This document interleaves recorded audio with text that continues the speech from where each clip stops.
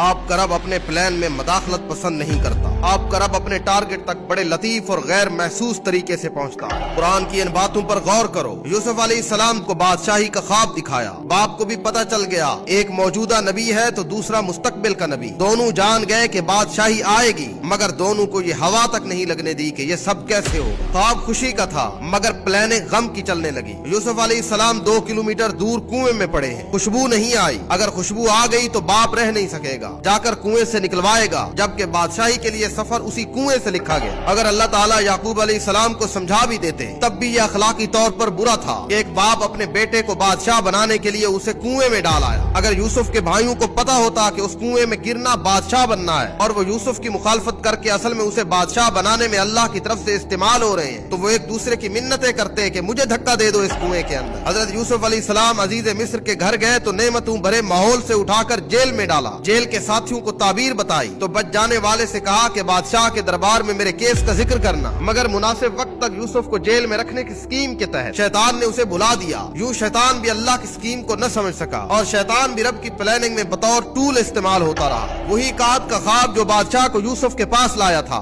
وہی کات ہانک کر کے یوسف علیہ السلام کے بھائیوں کو بھی ان کے دربار میں لے آیا اور دکھا دیا کہ یہ وہ بے بس معصوم بچہ ہے جسے تمہارے حسد نے بادشاہ بنا دیا۔ فرمایا پہلے بھی تم میرا کرتا لے گئے تھے جس نے میرے باپ کی بینائی کھا لی، فرمایا اب یہ ایک کرتا لے جاؤ اور وہی کھوئی ہوئی بینائی واپس لے آئے گا۔ اب یوسف علیہ السلام نہیں، یوسف علیہ السلام کا ماس کرتا مصر سے چلا ہے تو کنعان کے صحرا مہک اٹھے ہیں۔ یعقوب علیہ السلام چیخ پڑے ہیں، انی لاجد ریح یوسف لولا ان تفندون۔ اے میرے بچوں، اگر تم مجھے سٹھیایا ہوا بڑا نہ کہو تو ایک بات بتاؤں، مجھے یوسف علیہ السلام کی خوشبو آ رہی ہے۔ رب کی پلاننگ کی طرف غور کرو، جب رب نے نہیں چاہا تو 2 کلومیٹر کے دور کے کنویں سے بھی خبر نہیں آئی، اور جب اللہ کی مرضی شامل حال ہوئی تو مصر سے کنعان تک خوشبو سفر کر گئی۔ یہی وجہ ہے کہ تمہارے رب نے کہا واللہ غالب علی امری ولکن اکثر الناس لا یعلمون۔ اللہ جو چاہتا ہے وہ کر کے ہی رہتا ہے، مگر لوگوں کی اکثریت یہ بات جانتی نہیں ہے۔ تم اسی یوسف کے رب کو ماننے والے ہو، تم نے لا الہ الا اللہ پڑھا ہے، وہی کلمہ جو یوسف نے پڑھا تھا، تو پھر تم اپنے رب پر یوسف علیہ السلام کی طرح یقین کیوں نہیں رکھتے؟